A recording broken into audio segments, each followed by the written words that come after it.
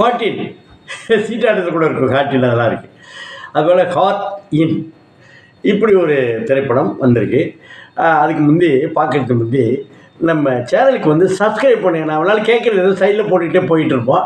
இருந்தாலும் வந்து அந்த சேனலுக்கு வந்து சப்ஸ்கிரைப் பண்ணிங்கன்னா நம்மளுடைய அரசியல், ஆன்மீகம், இன்னும் சொல்ல போனால் அறிவியல், திரைப்படம் அதோடைய பாசிட்டிவ்ஸ் எல்லாமே எடுத்து கொடுப்போம்.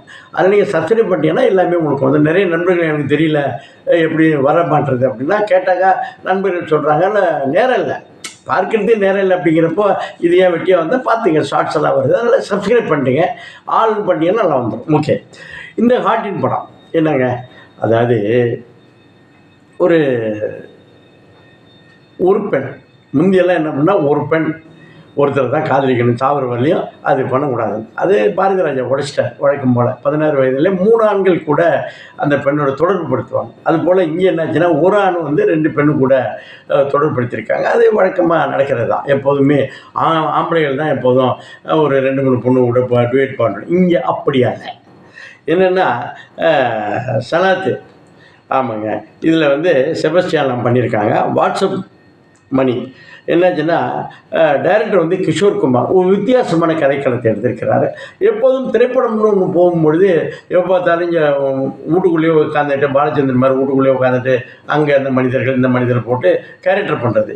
இதனால் லொக்கேஷனுக்கு முக்கியத்துவம் கொடுத்துருக்காங்க. என்னென்ன பண்ணியிருக்காங்க, நிறைய அந்த ஜெய்ப்பூர் போயிருக்காங்க, ஊட்டி கொடைக்கானலாம் போயிருக்காங்க, ஒரு வெரைட்டிஸ் ஆஃப் கொடுத்துருக்காங்க. கதை என்னங்க, ஒரு இளைஞர், அந்த ஒரு இளைஞரை வந்து ஒரு பெண்ணு வந்து துரத்தி காதலிக்கிறார். ரியாலிட்டிலேயும் நிறைய உண்டு, அது பார்க்கலாம். ஏதோ பையங்க தான் சுற்றிட்டு இருக்கிறான், இல்லை பொம்பளை பிள்ளையும் பண்ண. அப்படி செய்யும்பொழுது தவிர்க்கிறார். பெற்றோர்களும் இந்த தம்பியை வந்து கல்யாணம் பண்ணியப்பா இவ்வளோ வயசாகிடுச்ச பண்ணுறாங்க. சரி, பெற்றோரும் சொல்கிறாங்க, இவரும் சொல்கிறாரு, இவரும் வந்து அந்த பெண்ணையும் விரட்டுது, ஏன் பண்ண மாட்டார் அப்படின்னா ஒரு ஃப்ளாஷ்பேக் கொடுக்குறார்.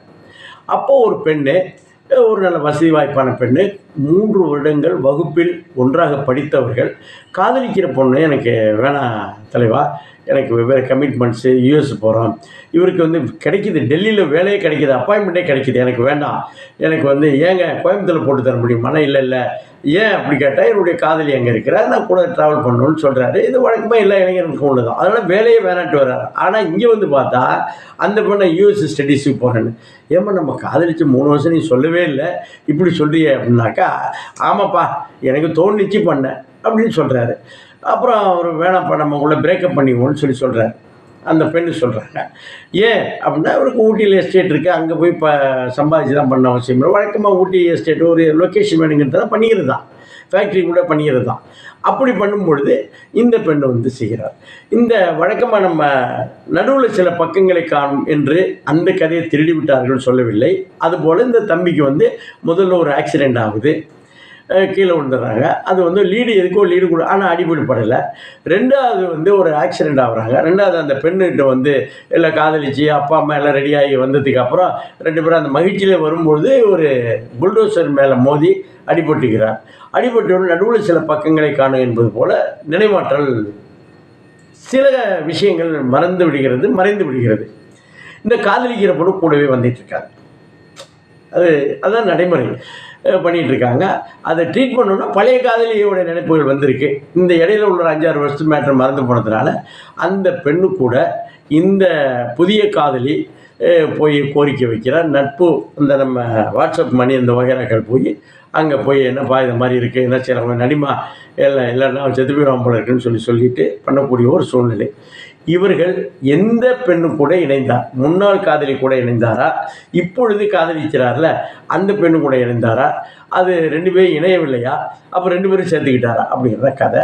ஒரு வித்தியாசமான அணுகுமுறை. எப்போ பார்த்தாலும் அடித்தடி குத்து வெட்டெல்லாம் போயிட்டுருக்குது.